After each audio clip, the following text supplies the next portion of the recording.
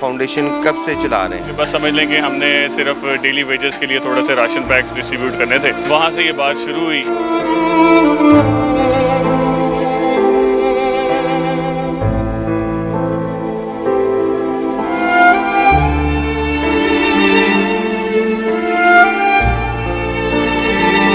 आपके पास एक टाइम में कितने लोग जो हैं वो आते हैं?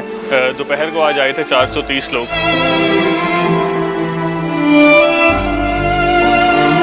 अभी हम एक्सपेक्ट कर रहे हैं 450 चावल बने, उसके लिए आएंगे।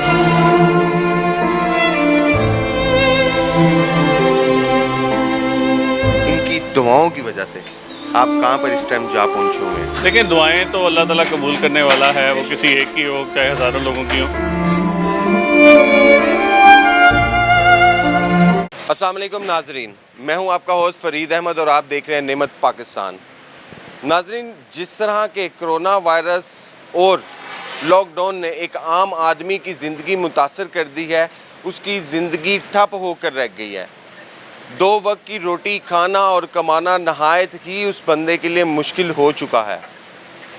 जी तो नाजरीन, नफ्सा नफसी के इस दौर में आज भी इंसानियत और ऐसे इंसान मौजूद हैं जो लोगों का दर्द देखे बगैर नहीं रह सकते।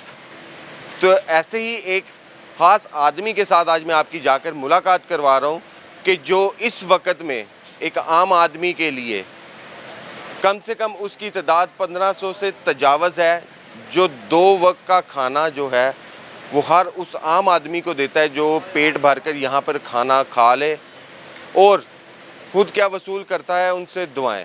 तो आइए चलते हैं उस इंसान के पास, उस शख्सियत के पास जो आज के दौर में इस वक्त में भी इंसानी खिदमत हेल्प करने में किसी भी किस्म की किर्स नहीं कर रहा। तो आइए चलते हैं और उनसे मिलते हैं।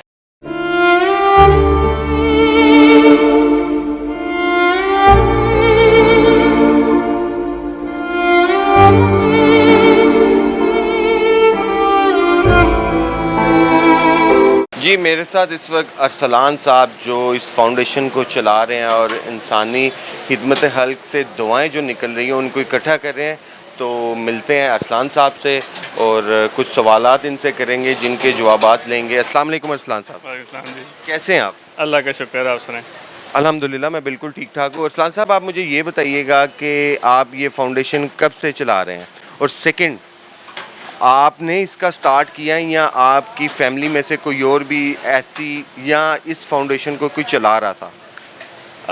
ये स्टार्ट हुआ है जी पेंडेमिक के साथ। पेंडेमिक मार्च में, जब मार्च 24 को गालिबन हमने पहला काम जब शुरू किया था, ये फलाई काम प्रॉपरली जब हमने ये काम किया था।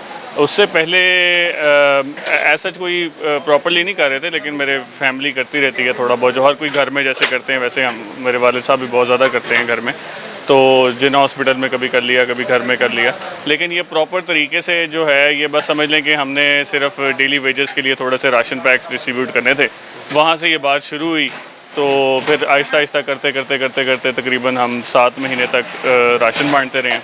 हमने अल्हम्दुलिल्लाह 4200 ख़ानदानों में प्रॉपर वेरिफिकेशन के साथ उनके घरों में पहुंचाया राशन। और उसके बाद फिर हमने सितंबर से, ये पहली ब्रांच जिसमें आप खड़े हैं, ये हमारी पहली ब्रांच है, ये हमने सितंबर 2020 में शुरू की थी जी। उसके बाद हमारा ये दिसंबर में दूसरी खुली, मार्च में तीसरी खुली। अभी रिसेंटली मैंने एक शिफ्ट किया, तो समझ लें चौथे जो सेटअप हमने खोला है वो अभी कुछ दिन पहले उसको खोला है इकबाल टाउन के अंदर। जी अरसान भाई, सेकंड मुझे आप ये बताते चलें कि आपके पास यहाँ पर आप 2 टाइम का खाना देते हैं, दोपहर का और रात का। तो अरसलान भाई, आपके पास एक टाइम में कितने लोग जो हैं वो आते हैं, और आपकी क्या कोशिश होती है कि इतने लोग आते हैं? मैं चाहता हूँ कि इससे भी ज़्यादा हो, उसकी क्वांटिटी मुझे बताएंगे। ये हमारी सबसे पुरानी ब्रांच है, तो इस ब्रांच के अंदर जो लोग आते हैं वो तकरीबन दोपहर को आज आए थे 430 लोग। अभी हम एक्सपेक्ट कर रहे हैं 450 चावल बने, उसके लिए आएंगे। बिरयानी जब होती है तब 800-850 लोग सिर्फ फ्राइडे कुछ बिरयानी खाने आते हैं। और ऑन एवरेज इस ब्रांच में तकरीबन एक दिन में 800 से 900 के दरमियान लोग आते हैं। जो बाकी न्यूली डेवलप्ड ब्रांच है, वफाकी ब्रांच के अंदर तकरीबन 400 सवा 400 लोग आते हैं, और जो हमारी इकबाल टाउन ब्रांच है उसमें भी 300 लोग आ रहे हैं। अरसान भाई, मुझे एक और बात बताते चलें, आपके पास यहाँ पर जो शेफ़ हैं, कभी आपको आपके शेफ़ की तरफ से कंप्लेन नहीं हुई कि आप इस बात को सोचें कि यार मैं जो राशन तकसीम कर देता था वो एक अच्छा पॉइंट ऑफ व्यू था, ना कि इसके कि ये हम बना के यहाँ पे खिला रहे हैं? आपको दोनों में से कौन सा अच्छा पॉइंट ऑफ व्यू लगा? राशन तकसीम करने से ज़्यादा आसान काम तो कोई है नहीं। राशन तकसीम करने का सबसे आसान तरीका जब मैंने शुरू किया था, एक निजी इदारे से मैंने वो राशन पूरा बना हुआ ख़रीदा और मैंने वो किसी बंदे को जो आया उसको दे दिया। लेकिन राशन बांटने में भी हमने शनाख्ती कार्ड की वेरिफिकेशन की, उसके बाद हमने वहाँ पे जाके लोगों के घरों के हालात देखे, उसके बाद उनके सारे देखा कौन कौन कमाने वाला है और किस किस वजह से वो घर बैठा है। हमारी पूरी टीम सारा दिन लगा के काम करती थी, लेकिन फिर भी वो इससे बहुत दर्जे आसान था। ये समझ लें कि हम 3 रेस्टोरेंट चला रहे हैं। एक रेस्टोरेंट चलाने के अंदर बहुत सारे डिफरेंट लोग होते हैं। हमारे 4 डिफरेंट डिपार्टमेंट्स हैं। हमारा एक तंदूर का डिपार्टमेंट है, उसका अलग हेड है, उसके अलग मैनेजर्स हैं, उसका अलग लेबर स्टाफ है। हमारा हेल्पिंग का डिपार्टमेंट है, हमारा वॉशिंग का डिपार्टमेंट है, हमारा कुकिंग का डिपार्टमेंट है। उसके बाद हमारे इन्वेंट्री मैनेजमेंट का एक अलग सेटअप है। उसमें हमारे बहुत सारा एक स्टाफ है जो एम्प्लॉय करना पड़ता है और ऑब्वियसली आपको पता है स्टाफ को मैनेज करना भी थोड़ा सा मुश्किल होता है। कुकिंग के हवाले से हमारे जो कुक हैं वो भी आए दिन, अभी जिस तरह हमारा रिसेंटली एक कुक था वो अभी छुट्टी गया हुआ है, अभी हमारे दूसरे कुक आए हैं, रिज़र्व रखने पड़ते हैं लोग कि हम उसको कवर कर सकें। तो इसलिए ये मच मोर डिफ़िकल्ट है, मच मोर एफर्ट इसमें चाहिए। तो लेकिन अल्हम्दुलिल्लाह हो जाता है। मैं सारा वक्त इधर नहीं होता, मेरा अपना काम है, मैं वो करता हूँ। तो इधर मैं बस कैमरास पे देखता हूँ और मैं इनसे मीटिंग वगैरह करता रहता हूँ। मेरा मैनेजरियल स्टाफ है जो सारा देखता है इसको। तो अरसलान भाई, आप मुझे ये बताएं कि आपका बेसिक बिज़नेस क्या है? मैं आउटसोर्सिंग के बिज़नेस में हूँ। मैं यूके की कुछ कंपनीज़ के साथ आउटसोर्सिंग का आईटी सर्विसेज का काम करता हूँ। अच्छा। तो उस हवाले से मेरा दिन का टाइम तो काफ़ी मसरूफ़ होता है, Monday to Friday. Saturday Sunday में काफ़ी टाइम दे लेता हूँ यहाँ पे। मंडे टू फ्राइडे भी मैं ऑफ एंड ऑन आता जाता रहता हूँ। ठीक है जी। अच्छा, सेकंड मुझे ये बताएं कि एक कोई आम या कोई आप या मैं ले लेते हैं कि हमें बड़ी सख्त प्यास लगी है, तो हमें पीने के लिए कुछ मशरूब ऐसा चाहिए, जब हम उस मशरूब को पीते हैं तो हमें एक तस्कीन जो है वो फराहम होती है अंदर। हम शुक्र अदा करते हैं अपने रब का कि या अल्लाह शुक्र है प्यास बड़ी लगी थी और मैंने अपनी प्यास बुझाई, और बंदे को बड़ा सुकून हो जाता है पानी से। ठीक है, तो ये इतने माशाल्लाह लोग आते हैं आपके पास, आके यहाँ से पेट भर के खाना खा के जाते हैं, तो ज़ाहिर बात इनको एक तस्कीन मिलती होगी कि शुक्र अल्हम्दुलिल्लाह हम इस काबिल नहीं थे पर अल्लाह ने इस बंदे को इस काबिल बनाया, ठीक है, कि हमें तस्कीन इस बंदे ने बुझाई। इनको खाना खिलाने के बाद आपको कैसी तस्कीन जो है वो पहुँचती है?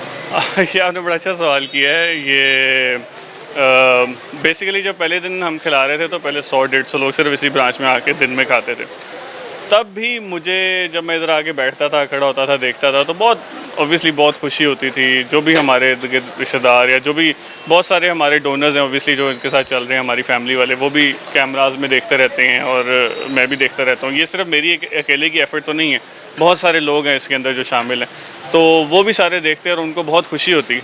इसी वजह से हम 1 से 2, 2 से 3 कर रहे हैं और टाइम ऑब्वियसली मेरा बहुत ज़्यादा इधर लगता है अब, तो इसकी वजह से कुछ ये भी होता है कि कुछ सेक्रीफाइसेस भी करने पड़ते हैं फैमिली के तरफ से, लेकिन फिर भी जो है जो मज़ा आता है इनको देख के, एंजॉय करते हैं। यहाँ पे एक मेला होता है हर रोज़, कहते हैं यहाँ पे एक वलीमा होता है, तो हर रोज़ एक वलीमा है। हमारी तीनों ब्रांचेस में बहुत सारे लोग आके खाना खाते हैं। अब क्या सोचते हैं कि इनकी वजह से जो है, इनकी दुआओं की वजह से आप कहाँ पर इस टाइम जा पहुँचे हुए हैं? देखिए, दुआएं तो अल्लाह ताला कबूल करने वाला है, वो किसी एक की हो चाहे हज़ारों लोगों की हो, लेकिन ये है कि हमें सुकून है कि अल्लाह का बहुत शुक्र है कि हम एक सही तरीके से एक सही काम की तरफ जा रहे हैं। बाकी अल्लाह ताला कबूल कर ले, उससे बड़ी और क्या हमारे लिए नेमत होगी। तो ये आप भी दुआ करें और हम भी दुआ गो हैं कि जो भी दुआएं हमें मिलती हैं अल्लाह ताला उसको कबूल करे।